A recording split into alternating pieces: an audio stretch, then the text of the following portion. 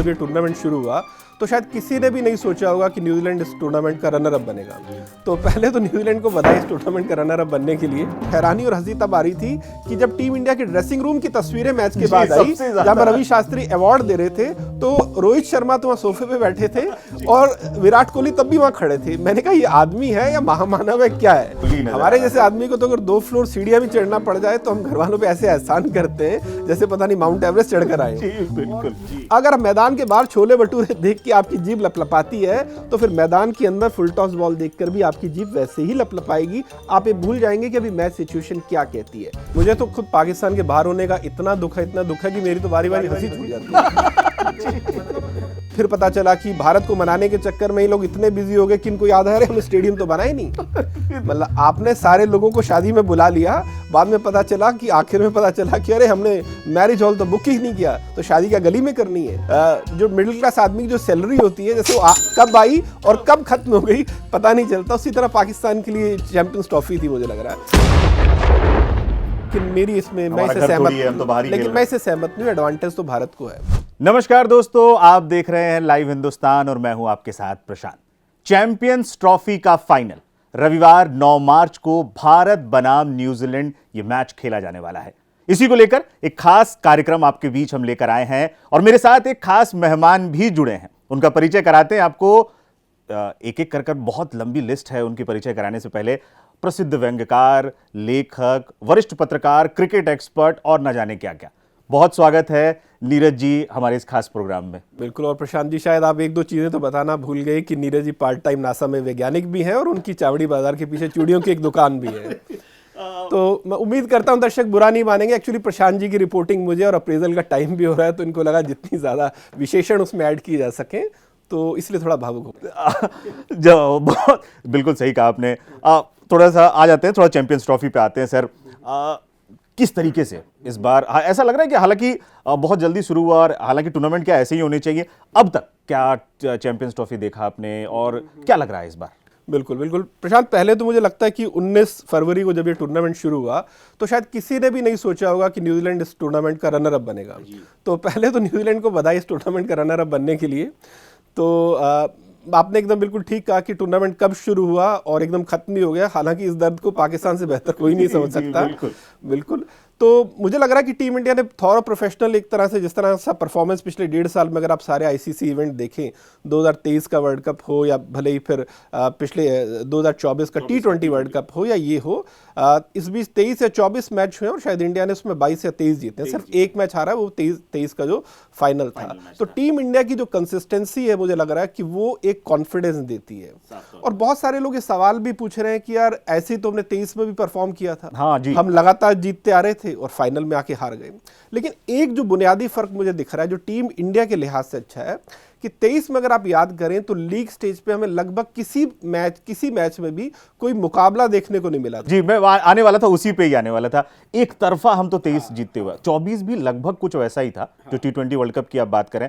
यहाँ थोड़ा सा सिर्फ अगर टीम इंडिया के मैचेस पे एक एक करके अगर बात करते हैं, यहाँ थोड़ा जो टीम इंडिया आप देखें 4-4 स्पिनर्स लेके टीम में मैचेस में उतर रहे हैं। शुरुआत में तमाम चीज़ें बातें, अब तक एक एक करके बात करते हैं कि चाहे बांग्लादेश का मैच हो, वो भी हम ऐसा कहें कि बहुत आसानी, जो आप बात कह रहे हैं आप, बहुत आसान तरीके से हमें वो नहीं जीता था। पाकिस्तान का मैच हो वो तो चलिए उस पर एक लंबी बातचीत करेंगे। चैंपियंस ट्रॉफी में टीम इंडिया किस तरीके से दिखी अब तक? मुझे लगता है कि प्रशांत, किसी भी टीम के लिए इससे बड़ी ब्लेसिंग नहीं होती कि वो 1 या 2 खिलाड़ियों की इंडिविजुअल ब्रिलियंस पे निर्भर नहीं करती, बल्कि सारे के सारे खिलाड़ी परफॉर्म कर रहे होते हैं। अगर आप अभी तक जो इस पूरे टूर्नामेंट में 4 मैच हुए, 3 लीग मैच और 1 सेमीफाइनल मैच, तो आप देखिए कि हर मैच में एक मुकाबला हुआ है और हर बार हमें एक नया खिलाड़ी उभर कर सामने आया है। अगर आप बांग्लादेश वाला मैच देखें तो उसमें शुभमन गिल ने 100 किया, फिर अगर आप पाकिस्तान वाला मैच देखें तो उसमें विराट ने 100 किया, फिर न्यूजीलैंड वाला मैच देखें तो उसमें वरुण चक्रवर्ती ने 5 विकेट लिए, और पिछला अगर आप मैच देखें तो हर खिलाड़ी ने अपने अपने वक्त पर परफॉर्म किया। ट्रेविस हेड को आउट करने की जरूरत थी तो वरुण चक्रवर्ती आगे आए, ठीक है। उसी तरह जब रन बनाने की जरूरत थी तो कोहली आगे आए, जब आखिर में फिनिश करने की जरूरत थी तो हार्दिक पांड्या और केएल राहुल आगे आए। उसी तरह जब कैरी जब लग रहा था कि बड़े खतरनाक हो रहे हैं आखिर में, तो श्रेयस अय्यर ने एक डायरेक्ट हिट मार के उनको आउट किया। तो ये छोटी छोटी चीजें बताती हैं कि हर खिलाड़ी ने जहां जरूरत थी परफॉर्म करने की वहां की। और ऑस्ट्रेलिया की जब भी हम बात करते हैं कि इतने सालों से ऑस्ट्रेलिया चैंपियन क्यों रही है, चैंपियन होने की उसकी बड़ी वजह यही है कि वो भी एक या दो खिलाड़ियों पर निर्भर नहीं करती, उसके पास एक से ज्यादा मैच विनर है। और अभी जो मुझे टीम इंडिया की ताकत लग रही है कि इसके पास एक से ज्यादा मैच विनर है, भले वो गेंदबाजी की बात करें या बैटिंग की बात करें, इसलिए मुझे लग रहा है थोड़ा सा एश्योरेंस इस बार ज्यादा है। जी, साफ तौर पर। हालांकि न्यूजीलैंड जो आप बात कह रहे थे, आपने शुरुआत में भी जो बात की कि जिस तरीके से कोई कह नहीं सकता था कि रनर अप या फिर कहें कि फाइनल पहुंच जाएंगे। हालांकि इससे पहले वो एक सीरीज खेलने आए थे 2024, मुझे याद आ रहा है कि जब T20 वर्ल्ड कप खेलने के लिए न्यूजीलैंड की टीम गई थी, वहां बहुत बुरी तरीके से अफगानिस्तान से भी हार गई थी दूसरी टीम। बाद में कप्तान ने उनके कहा था कि हमें प्रैक्टिस का मौका ही नहीं मिला। लेकिन इस बार वो पाकिस्तान पहले से पहुंचे हुए थे, ट्राई सीरीज खेल रहे थे, पाकिस्तान को तो जैसे लगातार हराते हुए आए और फिर फाइनल में भी। न्यूजीलैंड का जो परफॉर्मेंस आपने देखा, और खासतौर पर कुछ खिलाड़ियों की भी जरूर बात करेंगे, न्यूजीलैंड का परफॉर्मेंस किस तरीके का अब तक आपने देखा है, किन खिलाड़ियों से टीम इंडिया को डर लगना चाहिए और किन किन मुद्दों पर ध्यान रखना होगा?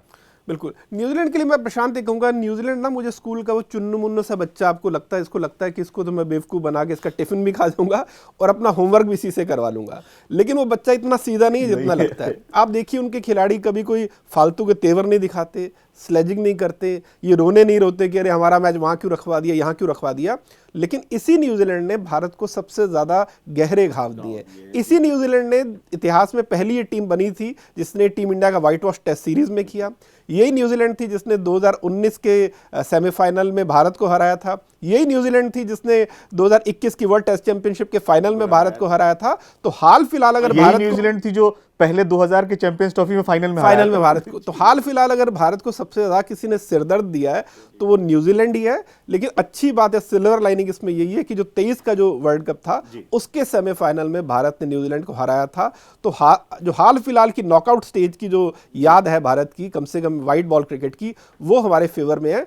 और यही मैंने कहा कि और जो इस लीग मैचेस में हराया उसका भी तो एक जरूर, हाँ उसका भी एक है। लेकिन अगेन फिर न्यूजीलैंड के लिए भी वो प्लस है, क्योंकि अगर साउथ अफ्रीका कहीं ना कहीं फाइनल में आ जाता तो दुबई में उसने कोई क्रिकेट नहीं खेला था, उसके लिए बिल्कुल एक अननोन टेरिटरी होती, कम से कम हाल फिलहाल के लिए।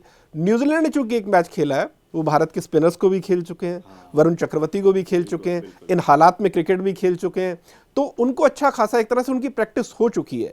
तो न्यूजीलैंड को मुझे लगता है कि भारतीय टीम किसी भी तरह से हल्के में लेने की कोशिश नहीं करेगी, क्योंकि हल्के में लिया तो फिर वो भारी पड़ जाएगी। बिल्कुल। न्यूजीलैंड पे हम बात कर रहे थे नीरज जी, किन खिलाड़ियों ने साफ तौर पर मुझे जो रचिन रविंद्र को मैं देख रहा हूं और लगातार नॉकआउट्स मैचेस में हो, और जो आपने थोड़ी देर पहले जो अभी टेस्ट सीरीज की जिक्र किया था, वो दुख थोड़ा सा और एक बार हरा हो गया था, जिस तरीके का वो जो बैटिंग की थी बैंगलोर में, जो बैटिंग की थी रचिन रविंद्र हो। मैं कुछ स्पेसिफिक अगर नाम लेकर अगर कहूं कि कौन किन खिलाड़ियों की अगर आप बात करें तो मुझे तो रचिन रविंद्र, हालांकि मैट हेनरी को लेकर थोड़ा बहुत सवाल हैं, जो कल एक इंजरी को लेकर हम शुरू से शुरू कर लेते हैं ना प्रशांत। आपने कहा कि न्यूजीलैंड की टीम की, जैसे मैंने इंडियन टीम की बात की कि इंडियन टीम किसी एक खिलाड़ी पर निर्भर नहीं कर रही। अगर आप न्यूजीलैंड की इस टीम को देखें और इस पूरे टूर्नामेंट में देखें तो न्यूजीलैंड के पास भी एक से ज्यादा मैच विनर है। पहला मैच जो उन्होंने पाकिस्तान के खिलाफ खेला, उस मैच में आपने विल यंग ने 100 बनाया, नीचे टॉम लैथम ने नीचे आके 100 बनाया। पिछले मैच की बात करें तो रचिन रविंद्र ने 100 बनाया, केन विलियमसन ने 100 बनाया। इससे पहले केन विलियमसन ने एक और 100 इस टूर्नामेंट में बनाया था, रचिन रविंद्र ने भी 100 बनाया था। तो जब आपके टॉप 6 या 7 में ऐसे बैट्समैन हो जिनमें से 4 बल्लेबाज 100 बना चुके हो, और ग्लेन फिलिप्स ने कल किस तरह साउथ अफ्रीका के अगेंस्ट कैसा फिनिश किया ये भी हमने देखा। तो ग्लेन फिलिप्स नीचे आके अच्छा फिनिश कर रहे हैं, पाकिस्तान के खिलाफ भी किया था, पाकिस्तान के खिलाफ भी उन्होंने अच्छा फिनिश किया था।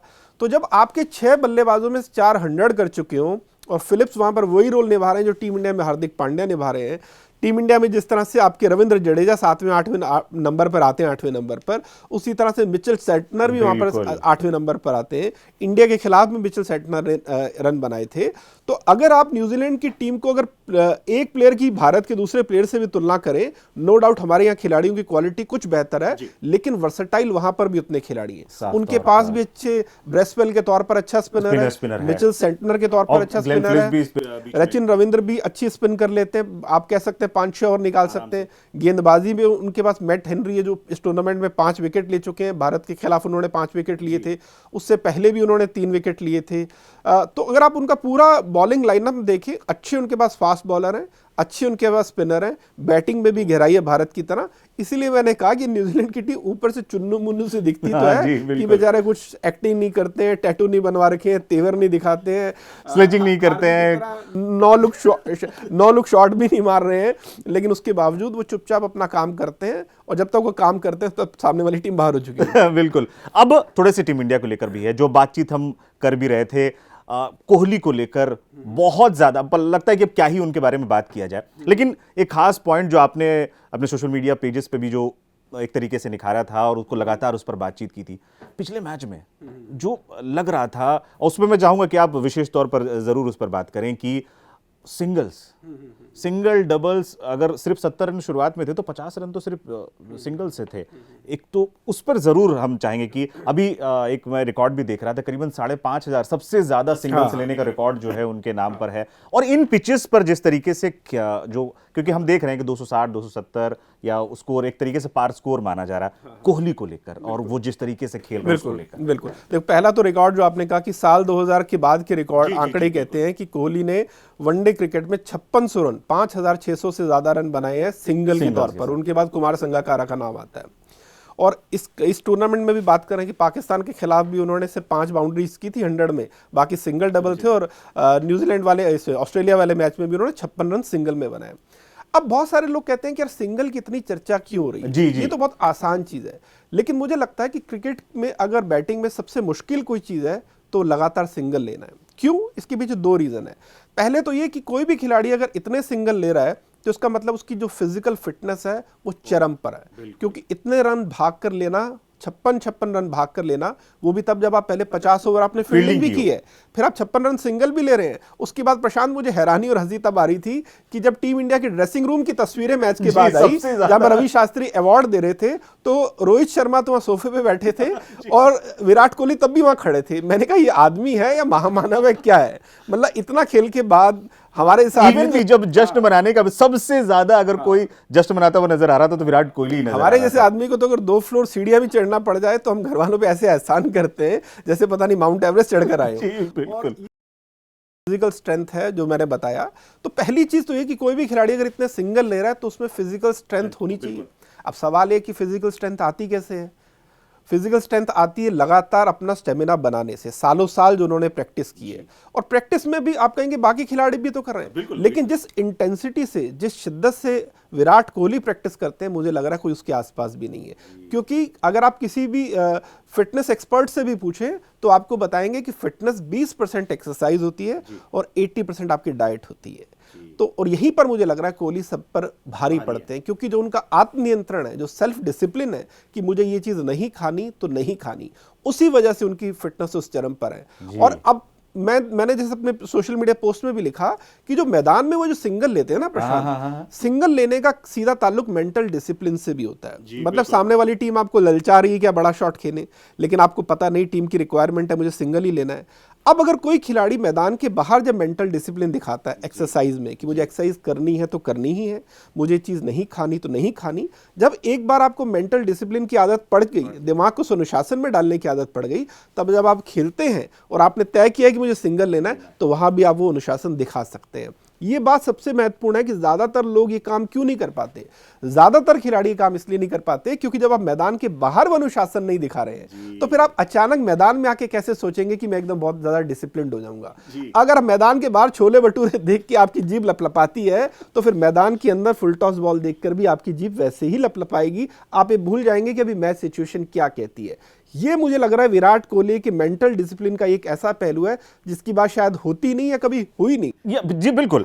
लगता है एक आपके नाम के आगे एक और प्रोनाउन वो मोटिवेशनल गुरु वाला भी अब नेक्स्ट वाले में जोड़ दूंगा सर, वो उसको भी बिल्कुल बिल्कुल, चलो आधा % इंक्रीमेंट में फालतू इस बात को भी हम जोड़ देंगे। तो साफ तौर पर जो आपने बात कही सर, बिल्कुल 100% मुझे लगता नहीं कि बहुत ज्यादा चर्चाएं होती हैं उस चीज की भी। एक विराट कोहली से रिलेटेड है, जो एक पिछले जो मैच ऑस्ट्रेलिया के खिलाफ मैच खत्म हुआ, फिर 2016 की ओर लोग ले गए थे और कहा था कि तब फिंच जो कप्तान थे उन्होंने कहा था कि हम टीम इंडिया को तो हमने रोक लिया था, कोहली को नहीं रोक पाए। और पिछले वाले मैच में बाद में भी ये निकला कि हम कोहली को नहीं, लेकिन जब जो सिंगल की ही मैं उस पर आ रहा हूं कि जब आदमी सिंगल डबल इतनी आसानी से ले रहा है, इतनी आसानी से रोटेट कर रहा है, तो उस पर प्रेशर तो ऐसे भी नहीं आएगा। तो सामने वाला विराट कोहली अगर मैं कहूं तो अगर न्यूजीलैंड प्रेशर में आप लाएंगे कैसे? बिल्कुल बिल्कुल बिल्कुल, ये बात बिल्कुल सही है ना, क्योंकि देखिए किसी भी खिलाड़ी को आप प्रेशर में तब लाते हैं या जब वो आपको मौके दे। मौके कब देगा? जब वो रिस्क ले रहा है। लेकिन अगर किसी खिलाड़ी ने कह दिया कि भैया मुझे आपसे कुछ ज्यादा चाहिए नहीं, मुझे तो सिंगल लेना है बस, जब सिंगल लेने की डिमांड कर आपसे कुछ चाहिए नहीं रहा तो आप उसको आउट कैसे करेंगे? मतलब बहुत सारे लोग कहते हैं कि अरे विराट कोहली तो बड़े शॉट नहीं खेल सकते। एक आपको और बताऊं, जो दर्शक सुन रहे हैं मैं उनसे भी कहता हूं, बहुत सारे लोग इस बात पे सवाल करते हैं कि विराट कोहली तो सिंगल डबल इसलिए देते हैं कि बड़े शॉट नहीं खेल सकते। अगर विराट कोहली बड़े शॉट नहीं खेल सकते तो हारिस रऊफ को 2 छक्के जिस खिलाड़ी ने 2022 का वर्ल्ड कप था जो लगाए थे अक्टूबर में, क्या दुनिया का बड़े से बड़ा हिटर वो 2 छक्के लगा सकता था? अगर विराट कोहली हिटर नहीं होते, क्या वो स्ट्रेट 6 जो उन्होंने हारिस रऊफ के लगाया था उसके जितना टैलेंट, उनकी टेक्निक और जो बैक में जो उनकी कमर में जो जान है वो तभी वो खिलाड़ी लगा सकता। तो इसलिए ये बात मत कीजिए कि वो बड़े शॉट नहीं लगा सकते। उससे भी अगर मैं पीछे लेके चलूं तो जो श्रीलंका के तेज गेंदबाज थे जिनका मलिंगा मलिंगा का तो करियर खत्म कर दिया था विराट कोहली ने। वो क्रिकेट इतिहास के सबसे तेज गेंदबाज थे। तो इसलिए ये कहना कि वो तेज बड़े शॉट नहीं लगा सकते, कोई भी खिलाड़ी जो बड़ा होता है जिसको ये पता हो जाता है कि मुझे अपनी बैटिंग से अचीव क्या करना है, वो ये सोचता है कि जो हाई रिस्क शॉट है अपने गेम में उसे मैं कैसे एलिमिनेट कर दूं अपने गेम से। विराट कोहली को ये पता है में 50 ओवर में तो मुझे लगता नहीं कि अब वो जरूरत है। विराट कोहली को ये पता है कि मुझे कोई बॉक्स ऑफिस क्रिकेट नहीं खेलनी है, चौके छक्के मार के लोगों की तालियां नहीं बटोरनी है, मुझे इंपैक्टफुल क्रिकेट खेलनी है, मुझे इस तरह से क्रिकेट खेलनी है जिससे मेरी टीम की जरूरत पूरी हो, मैं रन बना सकूं। और वो अक्सर यही काम करते हैं। इसीलिए आप देखिए कि वो जहां पर हैं, जहां उनके रिकॉर्ड हैं, चेज करते हुए 90 की औसत से उन्होंने 8000 रन बनाए हैं। बहुत लोगों 90 की औसत से 8000 रन बनाए हैं, ठीक है, और सबसे ज्यादा मैच उन्होंने चेस करते दुनिया में जिताए हैं। तो अल्टीमेटली क्रिकेट आप या बैटिंग क्यों कर रहे हैं? बैटिंग आप इसलिए कर रहे हैं जिताने के लिए, वो जिता वो रहे हैं। फिर इस डिबेट की, इस चर्चा के क्या मायने कि वो बड़े शॉट नहीं खेल सकते। अरे भैया वो खेल सकते हैं, लेकिन उनको पता है कि हाई रिस्क शॉट को कैसे अपने गेम से एलिमिनेट करना है। और जब जरूरत पड़ेगी हाई रिस्क शॉट की तो फिर हमने देखा था हारिस रऊफ के साथ, शाहीन अफरीदी के साथ उन्होंने क्या किया था। बिल्कुल, और बहुत ज्यादा पीछे जाने की जरूरत है नहीं। अब आप याद करेंगे वो जिस तरीके से इवन थ्रू आउट आईपीएल भी हमने देखा है कि वो जब उनको मौका आता है और जब वो मूड में आते हैं कि मुझे, तब वो उनके जैसे शॉट्स पुल आपको और कुछ देखने को। जब इम्पैक्ट की बात आ ही गई है तो इस पर भी जरूर बात कर ही लेते हैं। रोहित शर्मा, तमाम चर्चाएं हैं, अलग अलग चर्चाएं चल रही हैं, उन पर भी जरूर आपकी राय लूंगा मैं। जो एक कह सकते हैं, हमने पिछले एक प्रेस कॉन्फ्रेंस में गौतम गंभीर से भी सुना, जो हाल में भी कुछ उन्होंने कहा कि एक रोल है उनका। एक पाकिस्तानी जर्नलिस्ट से उन्होंने पूछ लिया था कि भाई रन तो बना नहीं रहे हैं, 15-20 रन बना रहे हैं। उन्होंने कहा कि नहीं आप रन देखते हैं, हम इम्पैक्ट देखते हैं। तो जो एक हालांकि जब ऋषभ पंत की बात हुई थी और किसी ने कहा कि ऋषभ पंत तो इम्पैक्ट रखते हैं तो उनको टीम में क्यों नहीं रखा, तो उन्होंने कहा आपने केएल राहुल की एवरेज देखी है? तो लोग कह रहे थे कि अरे जब ऋषभ पंत की बात हुई तब आप एवरेज की बात करने लगे, और जब रोहित की किसी ने बताया कि इनकी एवरेज खराब है तब आपने कहा कि इम्पैक्ट इनका देखा है। तो मतलब ये थोड़ी कॉन्ट्रडिक्शन थी उनकी बात में। ये एक तो जो रोहित का रोल है, आपको कहां तक एक वो समझ में आता है? हालांकि ये बात तो है कि पावर प्ले का यूटिलाइजेशन जो एक हम देखते हुए आ रहे हैं, रोहित का रोल और हाल फिलहाल में जिस तरीके से वो खेल रहे हैं, रोहित को लेकर क्या कुछ है? देखिए बहुत सारे लोग इस बात पे चर्चा करते हैं कि रोहित ने जो 2022 में इंडिया हारा था सेमीफाइनल मैच में, उसके बाद रोहित ने कहा था कि नहीं, ये टीम का खेलने का तरीका बदलना पड़ेगा, हमें थोड़ा फास्ट खेलना पड़ेगा। अब उस फास्ट खेलने के तरीके में रोहित ने जो 2023 के वर्ल्ड कप में किया कि वो आकर तेज खेलते हैं, 40, 50, 60 रन तेज बनाते हैं। अब कुछ लोगों को ये तरीका अच्छा लगता है, उनको लगता है जो एक स्टार्ट चाहिए में स्टार्ट मिल गया। लेकिन एक वर्ग ऐसा भी है, उन्होंने कहा कि भैया जो रोहित शर्मा इतने बड़े खिलाड़ी हैं जिनके नाम 30 से ऊपर 100 है, 3200 है शायद, अगर मैं गलत नहीं हूं, वो खिलाड़ी अगर 25-30 रन की पारियां खेल रहा है तो क्या वो अपने टैलेंट के साथ न्याय कर रहा है? और क्योंकि अगर हमें 30-40 रन की पारी, इंपैक्टफुल पारी खेलनी है, तो ऐसे टीम इंडिया में 10 और खिलाड़ी 40 रन की पारी खेल के जा सकते हैं। बड़ा खिलाड़ी इसलिए होता है क्योंकि वो गियर बदलना जानता है। वो शुरू में तेज खेलता है, फिर बाद में इनिंग को आगे बढ़ाता है, और फिर आखिर में जब जरूरत पड़ती है तो और बड़े शॉट खेलता है। रोहित पूरे जीवन भर ऐसे ही तो खेले, विराट कोहली भी ऐसे खेले, सचिन तेंदुलकर भी ऐसे खेले, है ना, कि शुरू में आप तेज स्टार्ट देते हैं, लेकिन आप सिर्फ अगर 35-40 रन बनाकर आउट हो जाएं तेज खेलने के चक्कर में। अगर मैं इंग्लैंड सीरीज से जी बिल्कुल, इस ऑस्ट्रेलिया सीरीज भी ऐड कर लिया, बिल्कुल चैंपियंस ट्रॉफी तक की बात करूं, सिर्फ वनडे की बात करूं, तो 7 इनिंग में रोहित ने 100 इंग्लैंड के खिलाफ जरूर लगाया था। बाकी में एक में वो 0 पर आउट हुए, फिर एक में वो 1 पर आउट हुए। इन 4 मैचों में भी उनका हाईएस्ट स्कोर 41 रहा जो उन्होंने बांग्लादेश के खिलाफ किया। उसके बाद भी वो 15-20 रन के स्कोर है। अगर आप मुझसे पूछे तो मुझे लग रहा है कि अगर रोहित शर्मा, मुझे लगता है 6 या 7 के स्ट्राइक पर ओवर के हिसाब से भी वो खेले, 100 के स्ट्राइक रेट पे भी रन बनाए, लेकिन अगर वो, मुझे लग रहा है शुरू के 15 या 20 ओवर भी खेल जाए तो उसके बाद वो अपने आप ही 70-80 रन बना जाएंगे। लेकिन वो 5-6 ओवर में आउट हो जाना, 30-40 रन बनाकर, कम से कम मैं सहमत उससे नहीं हूं, क्योंकि वो इससे कहीं बड़े दर्जे के खिलाड़ी हैं। ये ऐसे ही है कि किसी आदमी में आईएएस बनने की प्रतिभा है और वह इस चीज से खुश हो गया कि अरे मुझे तो बैंक क्लर्क की नौकरी मिल गई, मैं तो अपने शहर में ही नौकरी कर लूंगा। अरे भैया, आपका टैलेंट क्या है और आपकी अचीवमेंट क्या, आप ये तो देखिए। साफ तौर पर बाकी खिलाड़ियों पर भी आते हैं। स्पिनर्स तो मुझे लग रहा है कि हालांकि न्यूजीलैंड के स्पिनर्स भी अच्छे, लेकिन हमारे स्पिनर्स तगड़े नजर आ रहे हैं। वरुण चक्रवर्ती, यही 2021 में 152 जब चेज हो रहा था, पाकिस्तान जब चेज कर रहा था, उसके बाद से लगा था एक तरीके से करियर खत्म होने के, लेकिन वापसी की है। और जो, क्योंकि तारीफ इतनी हो रही है क्योंकि हेड का जो विकेट निकाल दिया है, क्योंकि हेड ने जो सरदर्द दिया था, बहुत ज्यादा परेशान। लेकिन ऑस्ट्रेलिया को हराकर क्या, किस तरीके का कॉन्फिडेंस जो एक आया होगा वो एक तरीके से, और स्पिनर्स दोनों पर बताइएगा हमें जरूर कि ऑस्ट्रेलिया को हराने के बाद जो एक कॉन्फिडेंस, क्योंकि केएल राहुल भी जश्न मनाते हुए, तमाम खिलाड़ी, एक अलग सा कॉन्फिडेंस नजर आ रहा था जीत के बाद, और स्पिनर्स बिल्कुल बिल्कुल बिल्कुल। ऑस्ट्रेलिया को हराने की आपने बात की कि उसके बाद कॉन्फिडेंस आया होगा, तो मैं कहता भी हूं कि ऑस्ट्रेलिया जो है ना, वो मोहल्ले का सबसे बड़ा दादा या गुंडा है। और एक बार अगर आप मोहल्ले के सबसे बड़े दादा को कूट दें तो छुटभइये जो चोर या उचक्के होते हैं वो तो वैसी दहशत के मारे अपने घरों में छिप जाते हैं।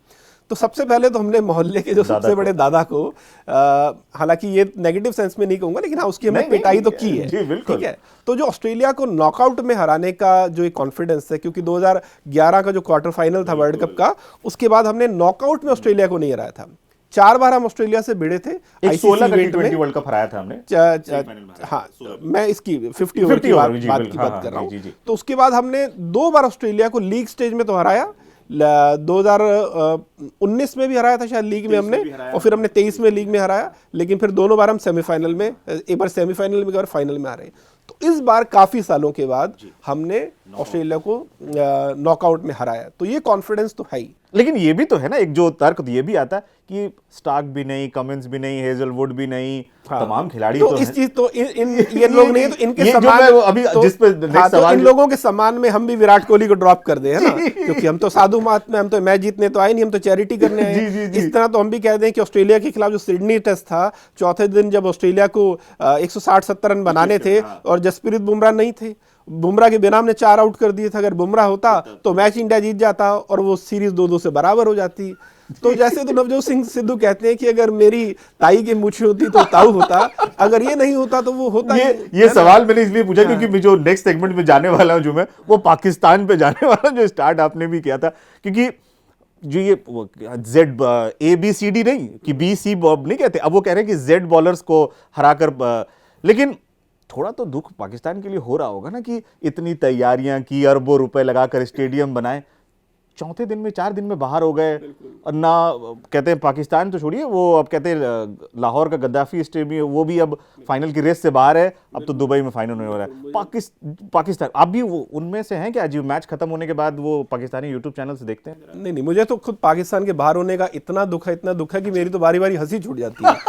तो मतलब मुझे पाकिस्तानी फैन से हमदर्दी है, लेकिन पाकिस्तान क्रिकेट ने जो अपनी हालत कर रखी है उसमें मैं क्या करूं। और मतलब आप देखिए कि 1.25 साल से लोग कह रहे थे चैंपियंस ट्रॉफी हो रही है, भारत कब आएगा, भारत क्यों नहीं आ रहा, भारत हमें नीचा दिखा रहा है, भारत नहीं आएगा तो हम भी नहीं आएंगे। फिर पता चला कि भारत को मनाने के चक्कर में ही लोग इतने बिजी हो गए कि इनको याद आ रहा है हमने स्टेडियम तो बनाए नहीं। मतलब आपने सारे लोगों को शादी में बुला लिया, बाद में पता चला कि आखिर में पता चला कि अरे हमने मैरिज हॉल तो बुक ही नहीं किया, तो शादी क्या गली में करनी है। तो फिर बाद में शहबाज शरीफ खुद आखिरी वक्त पर वो प्लस्तर कर रहे थे स्टेडियम में। और फिर ये भी तो है कि स्टेडियम बना लिया, फिर जैसे तैसे बनाया, स्टेडियम बना लिया, तो फिर फिर याद आ रहा है टीम तो बनाई नहीं हमने। तो फिर अब जब मैंने कहा ना कि 4000 सालों से वो वेट कर रहे थे कि हमारे यहाँ पर कोई आईसीसी इवेंट हो, और 4 दिन में उभार होकर मतलब शुरू हो गए। तो जो मिडिल क्लास आदमी की जो सैलरी होती है, जैसे वो कब आई और कब खत्म हो गई पता नहीं चलता, उसी तरह पाकिस्तान के लिए चैंपियंस ट्रॉफी थी, मुझे लग रहा है कि कब वो शुरू हुई।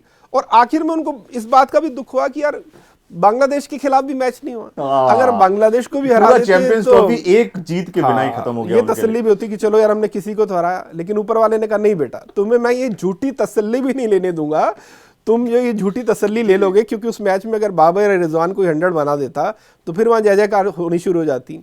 तो ऊपर वाले ने वो झूठी तसल्ली भी उन्हें नहीं होने दी, और फिर वो एक तसल्ली ये भी ढूंढ रहे थे कि ऑस्ट्रेलिया भारत को हरा दे सेमीफाइनल में, ताकि जो फाइनल है वो पाकिस्तान में हो जाए। भारत ने कहा नहीं, तुम्हें ये आखिरी जो खुशी हम ये भी नहीं लेने देंगे। और मुझे प्रशांत जी हंसी तो इस बात की आई कि कल जब ये मैच चल रहा था साउथ अफ्रीका और न्यूजीलैंड का, तो एक पाकिस्तानी दर्शक ने हाथ में प्लेकार्ड लिया हुआ है और वो कह रहा था, भारत को धमकी दे रहा था कि तैयार हो जाओ तुम, कीवीज आ रहे हैं तुम्हें नेस्त नाबूद करने के लिए। मतलब अब वो अपनी सारी उम्मीदें उन्होंने न्यूजीलैंड को ट्रांसफर कर दी हैं। भारत ऑस्ट्रेलिया पे थी, अब न्यूजीलैंड। जैसे भारत में कुछ पॉलिटिकल पार्टियां जो चुनाव नहीं जीत पा रही हैं, वो इस चीज पे खुश हो जाती हैं कि अरे वहां तो वो वाली पार्टी हार गई, अरे वहां वो पार्टी नहीं जीत सकी। अरे तुम दूसरों की हार और जीत की भूल जाओ, तुम ये बताओ तुम जीत रहे हो कि नहीं जीत रहे हो। जी। तो मतलब दुख होता है मुझे, मजाक की बात अपनी जगह है, क्योंकि इसमें कोई दो राय नहीं है कि पाकिस्तान में जो लोगों का क्रिकेट को लेकर प्यार है, जो मोहब्बत है, मुझे लग रहा है कि वो भारत से 15-20% ज्यादा ही होगी, कम नहीं है। क्योंकि हमारे समाज में फिर भी कह सकते हैं थोड़ा आर्थिक विकास है, ज्यादा खुशियां हैं, जीवन में लोगों के पास ज्यादा कुछ करने के लिए। वहां पर जो खुशियां हैं वो पूरी तरह से क्रिकेट तक महदूद हो चुकी हैं। और अगर क्रिकेट टीम भी परफॉर्म नहीं कर रही, तो आप सोचिए ना, जैसे मैंने कहा कि एक इंसान सिर्फ ये नहीं होता इंसान की यार हम नौकरी करने गए, हमने तनख्वाह कमा ली, हमने घर का गुजारा कर लिया। हर इंसान के अंदर एक खेल प्रेमी भी है, एक कला प्रेमी भी है, उसकी बेचारे की भी तो एक प्यास है ना। वो बेचारा भी तो देखना चाहता है कि मेरी भी क्रिकेट टीम अच्छा खेले, भारत की तरह हमारे यहाँ भी क्रिकेट खिलाड़ी रन बनाए, हम भी हर अच्छे टूर्नामेंट में जीतें। लेकिन अगर वो नहीं जीत पा रहे हैं तो इससे बड़ा दुख उनके लिए कोई नहीं हो सकता। और मुझे सही मायनों में बिना मजाक के इस बात के लिए उनके साथ पूरी हमदर्दी है। लेकिन पाकिस्तान क्रिकेट आज स्थिति में आया क्यों, एक लंबी बहस का विषय है। मुझे लग रहा है अगर वो आत्मनिरीक्षण करेंगे तो शायद खुद समझ जाए। साफ तौर पर आप चाहते भी हैं कि आपको वो राइवलरी देखने को मिले जिसकी हम उम्मीद करते हैं, लेकिन पिछले कुछ सालों में जो हमने 6-7 अगर बात करेंगे, सिर्फ आखिरी अगर 8 वनडे भी ले लूं, जो जीत का मार्जिन है टीम इंडिया का 8 विकेटों से, बड़े बड़े मार्जिन हैं, तो वो साफ तौर पर वो राइवलरी एक तरीके से नुकसान, एक तरीके से वर्ल्ड क्रिकेट को हम देखने वाले हैं उनको भी। वापस से इस हमारे फाइनल पे आते हैं। जो अब तक आपने जो दुबई पे ही अगर सिर्फ फोकस करें, हमने देखा 240, 250, 260, ये रोहित शर्मा टॉस क्यों नहीं जीत रहे? कौन सा पूजा करवाना पड़ेगा, क्या कराना पड़ेगा उनको अब टॉस जीतने के लिए? जीत ही नहीं रहे। देखिए, ज्योतिष में एक बात कही जाती है कि कभी कभी कुछ तरह का भाग्य आपके पक्ष में तब आता है क्योंकि कुछ ना कुछ दुर्भाग्य भी आपको झेलना पड़ता है। अगर रोहित लगातार जीत रहे हैं और वो जीतना इस वजह से हो रहा है क्योंकि टॉस हारना है, तो मैं कहूंगा एक बार वो और टॉस हार जाए। ये मैं मजाक की बात नहीं कर रहा हूँ। स्टार्स किस तरह से काम करते हैं हम नहीं जानते हैं, लेकिन जब तक वो मैच जीत रहे हैं, मुझे तो कम से कम इस बात से कोई एतराज नहीं है कि वो टॉस नहीं जीत रहे हैं। और जैसा कि न्यूजीलैंड के खिलाफ मैच में भी हुआ था कि रोहित ने कहा भैया मैं तो खुद कंफ्यूज था, मुझे नहीं पता था कि क्या करना है, तो एक तरह से बढ़िया हुआ। तो मुझे लग रहा है कि टीम इंडिया टॉस को लेकर ज्यादा कंसर्न नहीं होगी, क्योंकि जब आप सेमीफाइनल मुकाबला बाद में चेज करते हुए जीतते हैं और उससे पहले आपने डिफेंड करते हुए भी आप जीत चुके हैं, तो मुझे लग रहा है कि टीम इंडिया इतना ज्यादा कंसर्न नहीं होगी। लेकिन फिर भी हमने 2 बार बांग्लादेश में भी चेस किया, पाकिस्तान में भी चेस किया, उसके बाद फिर हम लोग 3 बार तो हम वहां चेस कर चुके। क्या फाइनल में भी प्रेफरेबल वही होगा आपके, या करना चाहिए आपको? मान लीजिए टॉस जीत गए तो क्या करना चाहिए? देखिए, मैं फिर अगेन ये कह दूं कि क्रिकेट इतने साल जो हमने थोड़ा बहुत देखा और समझा है, कोई भी टीम चैंपियन तब बनती है जब अपने लिए कोई प्राथमिकता नहीं रखती या ये नहीं रखती मेरे साथ ये हो जाए तो मैं जीत जाऊं। जो चैंपियन टीम होती है ना, वो जितनी चीजें उसके खिलाफ होती है, वो सारी चीजों को पार पाने के बाद विजयी बनती है, चैंपियन बनती है। अगर टीम इंडिया या न्यूजीलैंड वाकई डिजर्व करते हैं चैंपियन बनने का और वो ये सोच रहे हैं ये हो जाता हम चैंपियन बन जाए, फिर नहीं बन पाएंगे। कुछ भी गलत हो जाए उसके बावजूद हम चैंपियन कैसे बने, ये माइंडसेट के साथ टीमें चैंपियन बनती। टॉस तो मुझे नहीं लग रहा कि कोई बहुत बड़ी बात है इसमें, क्योंकि बहुत ज्यादा चर्चाएं थी कि ओस आएगा, कुछ इस बार तो हमें देखने को मिला ही नहीं। एक और जो अगर इसी बात टॉस पे ही चली, एडवांटेज डिसएडवांटेज की बात चली रही है, जो एक उधर पड़ोसी से भी देश से भी, और एक जो लगातार हमको लगता है कि मैंने माइकल एथरटन को भी सुना, नासिर हुसैन को भी सुना, तमाम जो एक जो अनड्यू एडवांटेज, वहीं बैठे हैं, वहीं होटल, वही पिच, वहीं खेल रहे हैं, कहीं ट्रैवल नहीं करना, सब तो आपने प्लेट में सजा के चैंपियंस ट्रॉफी दे दिया है टीम इंडिया को, ये जो एक कुछ चल रहा है, इस पर क्या? देखिए, इस पर दो तरह के जवाब मैं दे सकता हूँ। एक तो लोकप्रिय जवाब जो जनता को सुनने में अच्छा लगेगा, और एक सही जवाब है मेरे हिसाब से, लेकिन हो सकता है लोगों को अच्छा ना लगे। लोकप्रिय जवाब तो हम जगह सुन ही रहे हैं, बड़े बड़े एक्सपर्ट भी कह रहे हैं अरे कोई अनड्यू एडवांटेज नहीं है, हमने हमारी थोड़ा गलती, हमने थोड़ा तय किया है। ये तो लोकप्रिय जवाब है, लेकिन मेरी इसमें मैं इसे सहमत नहीं हूँ। एडवांटेज तो भारत को है। क्यों एडवांटेज है, मैं इसको बड़े सीधे से शब्दों में बताता हूँ कि किसी भी खेल में सिर्फ आप मैदान में जो करते हैं उसी वही एक चुनौती खिलाड़ी या टीम के लिए नहीं होती। जो ट्रैवल है, ट्रैवल से जुड़ी जो मानसिक थकावट है, जो शारीरिक थकावट है, वो भी आपके खेल का हिस्सा होती है। आपको उसके साथ भी डील करना होता है। मैं आपको छोटा सा एग्जांपल देता हूं। आपने बैडमिंटन या किसी भी स्पोर्ट्स में आप देखिए, बैडमिंटन में अगर कोई बड़ी लंबी रैली भी हो जाती है और एक प्लेयर हांफने लग जाता है उस लंबी रैली के बाद, और अगर रेफरी को लगता है कि ज्यादा सेकंड ले रहा है सर्विस करने में या खड़ा होने में, तो रेफरी उसे क्यों टोकता है? रेफरी इसलिए टोकता है कि मैं तुम्हें रिकवर नहीं होने दूंगा, तुम्हें इसी थकावट के साथ मैच कंटिन्यू करना होगा। मतलब थकावट और रिकवरी मायने रखती है कि नहीं है? तो जब हम ट्रैवल करते हैं तब भी तो हम थकते हैं, और उस थकावट के बाद हमें रिकवरी भी करनी होती है। ऐसे में अगर एक टीम एक ही जगह खेलेगी और वो रिकवरी करने जैसा कोई सवाल उसके सामने नहीं आएगा, तो आप ये तो नहीं कह सकते ना कि उसको एडवांटेज नहीं है। लेकिन फिर मैं यहाँ ये भी कह दूं कि सारी स्थितियां भारतीय खिलाड़ियों ने तो नहीं चुनी है। जी बिल्कुल। भारतीय ये जो भी हुआ है पर्दे के पीछे, इसमें राजनीति कह लीजिए, व्यवस्था कह लीजिए, जो भी कारण है, इसमें ना रोहित शर्मा का कोई से है, ना विराट कोहली का है, ना भारतीय खिलाड़ियों का है। वो बेचारे खिलाड़ी हैं, उनका काम परफॉर्म करना है। उनके सामने सिचुएशन आई, उन्होंने इसको स्वीकार किया और वो उसमें खेल रहे हैं। आप खिलाड़ियों को दोष नहीं दे सकते, ये एक अलग बात है। लेकिन स्थितियों का फायदा मिल रहा है कि नहीं मिल रहा, वो तो मैंने आपको बताया कि वो तो फायदा है। चलिए, साफ तौर पर ये तो है। और जिस तरीके से हम ओवरऑल भी बात कर रहे थे, थोड़ा सा मैं टॉपिक हट के भी, जिस पर अब एक लंबी बातचीत जो चल रही है, रोहित शर्मा पे हमने बातचीत भी की और अन्य खिलाड़ियों पर भी बातचीत कर रहे थे हम, बाकी बैटर्स पे भी जुड़े आ जाते हैं कि रोहित शर्मा, अगर जो आपने बात की, जो आपने जो साफ तौर पर आपने कह दिया कि भाई उस तरीके की पारी हमें नहीं चाहिए, लेकिन नहीं, मैंने ये नहीं कहा कि नहीं चाहिए, मैंने कहा कि ये तरीका हो सकता है थोड़ा इंपैक्टफुल हो। लेकिन मुझे ऐसा लगता है कि जिस आदमी से मैं 10 चीजें हासिल कर सकता हूं, अगर वो 3.5 या 4 ही मुझे मिल रही हैं, तो मैं थोड़ा, मुझे ऐसा लगता है। साफ तौर पर अन्य बल्लेबाजों पर भी बात कर, क्योंकि अगर क्योंकि बात कोई करता ही नहीं उनके बारे में, श्रेयस अय्यर पर, केएल राहुल पर, हार्दिक पांड्या का जो इंपैक्ट इस बार देख रहे हैं। हार्दिक पांड्या, कल मैं लगातार उन पे देख भी रहा था, एक बॉलर हाथ में गेंद हो तो लगता है बॉलर है, और बैटर हाथ में बैटर हो तो कि अब मैच जिता के आए। बाकी खिलाड़ी जो हैं, जो जिस तरीके आपने शुरुआत में भी कहा कि मैच विनर्स बहुत सारे हैं, रोहित पर और कोहली पर सारा फोकस ही रहता है, लेकिन बाकी खिलाड़ियों पर, जिनमें एक एक करके, श्रेयस अय्यर पर भी जरूर चाहूंगा कि आप जो कुछ कहें, केएल राहुल, सारे खिलाड़ियों को बात कर लेते हैं ना, रोहित और विराट की तो हम बात कर ही चुके हैं, ठीक है। तो अब उसके बाद शुभमन गिल की अगर हम बात कर लें, तो शुभमन गिल ने मुझे लगता है स्टार टूर्नामेंट में अच्छा किया, बांग्लादेश के खिलाफ 100 किया, फिर पाकिस्तान के खिलाफ भी उन्होंने 41 रन बनाए। पिछली 2 इनिंग में ज्यादा रन नहीं है, लेकिन वो ज्यादा कोई कॉज ऑफ कंसर्न नहीं है, क्योंकि 2 बड़े स्कोर कर चुके हैं। इंग्लैंड के खिलाफ भी सीरीज उनकी अच्छी रही थी।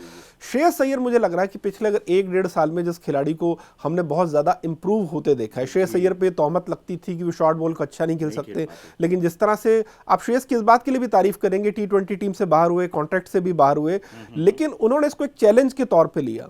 आप कोई भी डोमेस्टिक क्रिकेट उठा के देख लीजिए, आपको श्रेयस अय्यर हमेशा परफॉर्म करते दिखेंगे, खेलते दिखेंगे, और उसका फायदा इस तरह के पिचों पर होता है। क्योंकि जब आप भारत में डोमेस्टिक क्रिकेट खेलते हैं, वहां स्पिनर्स को खेलते हैं, वहां सूखी पिचों पर खेलते हैं, तो फिर जब दुबई जैसी पिच पर आपको खेलना पड़ता है, तो सबसे ज्यादा अगर कोई कंफर्टेबल या अथॉरिटी के साथ खेल रहा है तो श्रेयस अय्यर है। तो जितने भी बड़े प्लेयर, जितने भी खिलाड़ी हैं जो डोमेस्टिक क्रिकेट को मुझे लगता है कि खेलना तौहीन समझते हैं या कहते हैं हमारे पास वक्त नहीं है, तो उस डोमेस्टिक क्रिकेट को खेलने का फायदा क्या है, श्रेयस अय्यर में दिखता है। और केएल राहुल ने भी, मुझे लगता है कि केएल राहुल पे भी ये एक अगेन उन पर भी तहमत लगती है, क्योंकि अगर कोई खिलाड़ी ऐसा है जिसकी वजह से ऋषभ पंत जैसे खिलाड़ी को बाहर बाहर बैठना रहना पड़ पड़ रहा है, तो आप सोचिए कि उसके ऊपर कितना प्रेशर है। और लेकिन उसके बाद अगर कीपिंग में कुछ गलतियां हो उसके बाद तो फिर जैसा कि हुआ भी न्यूजीलैंड वाले मैच में, है ना, बांग्लादेश के मैच में भी देखा, बांग्लादेश के मैच में भी हुआ, लेकिन इन्हीं केएल राहुल ने 2 मैच भी फिनिश किए, ठीक है, तो 2 मैच फिनिश किए, 2 बार इन्होंने छक्का मार के मैच फिनिश किया, पिछले मैच में बड़े अच्छे तरीके से खेला। केएल राहुल को लेकर बहुत सारे लोगों का जो मानना है, मेरा भी वही मानना है कि केएल राहुल जब शॉट खेलते हैं और खुलकर खेलते हैं तो वो दुनिया के सबसे बेहतरीन बल्लेबाजों में एक लगते हैं। कभी कभी वो अपने जो शेल में चले जाते हैं, एक जोन में चले जाते हैं जहां वो इतना मतलब अपने आप को रिस्ट्रिक्ट कर लेते हैं कि मुझे शॉट नहीं खेलना, वहां फिर वो अगली भी लगने लग जाते हैं। तो ये मुझे लग रहा है कि क्रिकेट प्रेमियों की उनके साथ एक शिकायत रही है। लेकिन पिछले मैच में जब वो विराट के साथ आए और उन्होंने विराट को कहा कि आप अपने तरीके से खेलिए, मैं इनके साथ डील करता हूं, बड़े प्यारे लगे और लगा कि यार ये केएल राहुल तो मैं देखना है। आउट होने के बाद उन्होंने कहा, हाँ, कहा भी यार कि मैं मार रहा था ना। तो केएल राहुल मुझे लग रहा है कि बहुत बढ़िया काम अपना कर रहे हैं। उसके बाद अक्षर पटेल, तो मैंने तो मजाक में लिखा भी था कि वक्त आ गया कि जो शार्दुल ठाकुर को जनता ने लॉर्ड की उपाधि थी, तो शार्दुल ठाकुर अपना लॉर्ड है, वो अक्षर पटेल को जो है मुझे लगता है कि अब दे दे, कि मतलब हीरा है वो लड़का। मतलब क्या करें, अगर मैं खुद अगर कोई पुराने जमाने का राजा वाजा होता तो एक आधी रियासत अक्षर पटेल के नाम कर देता। क्या नहीं कर रहे हैं, क्या नहीं करते, बिल्कुल। आपको याद होगा कि T20 वर्ल्ड कप में जब उन्होंने एक हाथ से कैच पकड़ के आउट किया था और उस कैच ने ऑस्ट्रेलिया के खिलाफ मैच का नक्शा पलट दिया था। पाकिस्तान के खिलाफ डायरेक्ट हिट उन्होंने मारी थी, है ना, और वो इंजमामुल हक के जो सिफारिशी भतीजे हैं उनको उन्होंने आउट किया था, है ना। फिर उन्होंने मैक्सवेल को कल बोल्ड करके इंपॉर्टेंट टाइम पे, मतलब वही जो, इसलिए मैं जरूर चाह रहा था कि उस पर, और जो बैटिंग ऑर्डर, और फिर कल भले ही उन्होंने ऑस्ट्रेलिया के खिलाफ भले ही उन्होंने 28 रन बनाए थे, लेकिन वो जो इम्पैक्ट था 28 रनों का, वो जो पार्टनरशिप 45 या 50 रनों की हुई, जो सो 23 रन चाहिए थे, उसके बाद आखिर में जो एवरेज थी, रिकॉर्ड रन रेट थी, वो 7 के ऊपर नहीं गई। तो अक्षर पटेल तो क्या राष्ट्रपति बना दिया, बताइए क्या करना है उनको। बिल्कुल, बात करें मोदी जी से, बहुत जरूरी है, मुझे लगता है कि बहुत ज्यादा अगला राष्ट्रपति, बिल्कुल अगला। और जो केएल राहुल की आपने बात की, बिल्कुल, जो 2023 का वर्ल्ड कप फाइनल, ज्यादा क्योंकि 15-16 महीने ही बीते हैं, तो इतनी जल्दी लोग तो नहीं भूले, एक अच्छा मौका है कि वो भी जो आप जिस तरीके का खेलना पसंद करते हैं। बिल्कुल। और हार्दिक पांड्या की भी हमने बात की, जो हार्दिक पांड्या देखो इस चीज का सबसे बेहतरीन उदाहरण है कि एक खिलाड़ी को सिर्फ उसका टैलेंट ही खिलाड़ी नहीं बनाता, उसका कॉन्फिडेंस भी बनाता है। बिल्कुल। बहुत सारे लोग, मुझे पता है कि हार्दिक की इस कॉन्फिडेंस की वजह से उन्हें पसंद भी नहीं करते, उनको इसमें एरोगेंस भी दिखता है, उनको लगता है कि आदमी कुछ ज्यादा ही ओवर द टॉप है। लेकिन मेरा मानना है कि अगर किसी खिलाड़ी का परफॉर्मेंस उसके एटीट्यूड से मैच कर रहा है, तब तक मुझे कोई दिक्कत नहीं है। दिक्कत वहां हो जाती है कि जब आपका एटीट्यूड यहाँ पर है ना, और आपकी परफॉर्मेंस यहाँ पर है। लेकिन हार्दिक के केस में मुझे लगता है कि ऐसा नहीं है। हार्दिक, मैंने रेयरली ऐसा देखा है कि वो किसी मैच में बैटिंग से परफॉर्म नहीं कर रहे हैं तो बॉलिंग से कर देंगे, बॉलिंग से नहीं कर रहे हैं तो बैटिंग से कर देंगे। आप न्यूजीलैंड वाले मैच के खिलाफ भी देखिए, जब भारत को रन चाहिए थे उन्होंने 40-45 बनाए।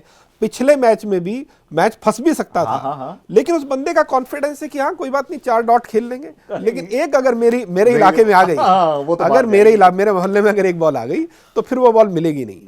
तो जब उन्होंने जैम्पा को जो छक्के मारे, है ना, तो और रविंद्र जडेजा को तो अभी ज्यादा बैटिंग करने का मौका ही नहीं मिला, है ना, तो जितना भी मिला उन्होंने भी रन बनाए।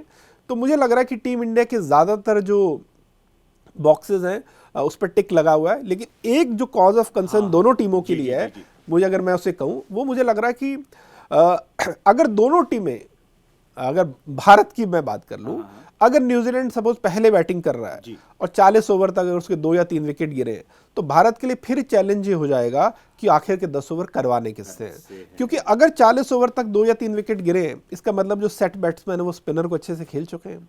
अब आप स्पिनर से अगर बॉल करवाएंगे तो वहां पर उनकी पिटाई होगी, सेट बैट्समैन है। और अगर स्पिनर से नहीं करवा रहे हैं तो फिर आपके पास तो हार्दिक के तौर पर और शमी के तौर पर 2 ऑप्शन बचते हैं।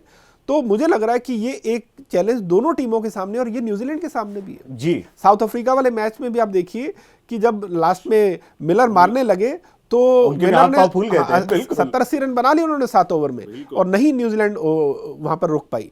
तो मुझे, लेकिन टीम इंडिया के लिहाज से मुझे लगता है कि हमें न्यूजीलैंड के फास्ट बॉलर से थोड़ा आगाह रहने की जरूरत है, खासतौर पर शुरू के 7-8 ओवर में। स्पिनर से हम डील कर लेंगे। पिछले मैच में भी अगर आप, जो इंडिया न्यूजीलैंड का मैच था, भारत ने 25 ओवर खेले न्यूजीलैंड के स्पिनर्स के, और 128 से 130 रन बनाए थे और 2 विकेट गिरे थे। तो कोई बहुत ज्यादा परेशानी न्यूजीलैंड के स्पिनर्स ने हमें नहीं दी थी। लेकिन हाँ, शुरू में उनके तेज गेंदबाज हमें हमेशा परेशान करते हैं, वहां थोड़ा सतर्क जरूर रहना। अब जो बात आपने कही बिल्कुल, ऑस्ट्रेलिया के खिलाफ भी मैच में हमने देखा था जब स्मिथ और कैरी जब खेल रहे थे तो लगा था कि अब ये मामला कहीं आखिरी 10 ओवरों में जाएगा। वो तो भला हो शमी का और उसके बाद फिर अक्षर पटेल का कि वो मामला जरा पैकअप कर लिया गया, वरना वहां भी एक तरीके से मामला फंस रहा था। हालांकि अब हम प्रोग्राम के अंत की ओर चलने लगे हैं। सर, फाइनल को लेकर क्या गट फीलिंग है, क्या कुछ दिमाग में चल रहा है? देखिए, क्रिकेट में जैसे मैंने कहा कि कोई भी आदमी जो क्रिकेट फॉलो करता है, इतने सालों से देख रहा है, एक चीज तो कम से कम वो नहीं कर सकता, वो है भविष्यवाणी, है ना। क्योंकि इसी गेम की ब्यूटी, अगर भविष्यवाणी करते, इसका मतलब आपको पता है कि सर्टेनिटी क्या है। और सर्टेनिटी अगर पता है तो फिर गेम ही क्या है, फिर उसमें कोई रोमांच नहीं रह गया। तो चीजें अनसर्टेन है, कुछ भी हो सकता है। लेकिन एक जो चीज जो मैंने पिछले 1-2 वक्त में देखी है कि टीम इंडिया पर जो चीज़ हावी थी कुछ वक्त पहले तक, वो ये थी कि हाँ, नॉकआउट स्टेज में जाके हम थोड़ा फिसल जाते थे। लेकिन अब मुझे लग रहा है कि वो कहीं ना कहीं जो है वो टीम इंडिया उससे उबर रही है ना। तो आप देखिए 2023 में भी हम ऑस्ट्रेलिया से ज़रूर हारे, सेमीफाइनल हमने आराम से जीता। फिर हम T20 वर्ल्ड कप था, हमने वो भी जीता। इस बार सेमीफाइनल में ऑस्ट्रेलिया के सामने थे, यहाँ भी हम जीते। तो मुझे लग रहा है कि वो जो एक मेंटल स्ट्रेंथ चाहिए नॉकआउट गेम की, वो मुझे लग रहा है टीम इंडिया उस स्तर पर धीरे धीरे पहुंच रही है जहां पर ऑस्ट्रेलिया इतने सालों से है। तो ये मुझे कॉन्फिडेंस है टीम इंडिया में। लेकिन जैसे मैंने कहा कि गेम है, कुछ भी हो सकता है। बस सलाह जो मैंने कहा था कि जो मुझे लगता है वो यही है कि अगर टीम इंडिया शुरू के 10 ओवर न्यूजीलैंड के खिलाफ उनके तेज गेंदबाजों को हमने ज्यादा विकेट नहीं दिए, भले ही पहले खेल रहे हैं या भले ही चेज कर रहे हैं, ठीक है, अगर हमने वहां 3 विकेट जैसा सिचुएशन नहीं हुई, एक ही विकेट हमने गवाया या मैक्सिमम 2 विकेट गवाए, तो फिर मुझे लग रहा है कि टीम इंडिया वहां से मैच निकाल सकती है। अगर शुरू में एक साथ ज्यादा विकेट गिर गए तो मुश्किल होगी। हालांकि पिछले मैच में हमने 30 पर 3 गवा दिए थे, फिर भी हम जीत गए थे। लेकिन हाँ, खतरा वहीं पर है तेज गेंदबाजों से, स्पिनर से तुम डील कर ले। हाँ, चलिए एक प्लेइंग 11 पर भी जाते जाते बात करें। कोई बदलाव देख रहे हैं या कुछ लग रहा है? कोई बदलाव मुझे नहीं लग रहा कि टीम इंडिया में हो, अनटिल और अनलेस कोई, जैसे हार्दिक थोड़ा सा वो कर रहे थे, लेकिन मुझे नहीं लग रहा कि इतना बड़ा मसला हुआ। 4-5 दिन है। न्यूजीलैंड की टीम में भी 2 खिलाड़ियों पर बात थी कि मैट हेनरी को आखिर में कल वो भी थोड़ा सा स्ट्रगल कर रहे थे जब उनको चोट लगी। लेकिन बाद में उन्होंने बॉलिंग भी की, तो मुझे नहीं लग रहा कि वो भी कोई मसला होगा। विल यंग को लेकर लोग कह रहे हैं कि पहले मैच में उन्होंने 100 किया, लेकिन उसके बाद उन्होंने कोई बड़ा स्कोर नहीं किया, तो क्या डेविड कॉनवॉय को लेना चाहिए? लेकिन वो मुझे नहीं पता कि न्यूजीलैंड उस पर क्या कॉल लेगी कि नहीं लेगी, क्योंकि जब विल यंग शुरू से खेल रहे हैं तो अचानक फाइनल में उनको बदल देगी न्यूजीलैंड, इसकी भी मुझे थोड़ी उम्मीद कम है। तो बस यही मुझे लग रहा है, इसके अलावा तो मुझे नहीं लग रहा कि एकदम से फाइनल में कुछ हमें एकदम से कुछ नया देखने को मिला, ऐसा तो नहीं होगा साफ तौर पर। तो चलिए, तो ये था हमारा खास कार्यक्रम चैंपियंस ट्रॉफी को। कार्यक्रम कैसा लगा हमें कमेंट बॉक्स पर जाकर जरूर बताइएगा। अगर हमारे YouTube चैनल पर आप हमें देख रहे हैं तो चैनल को सब्सक्राइब कर दीजिएगा, और अगर Facebook पर देख रहे हैं तो पेज को लाइक जरूर कर दीजिएगा। धन्यवाद।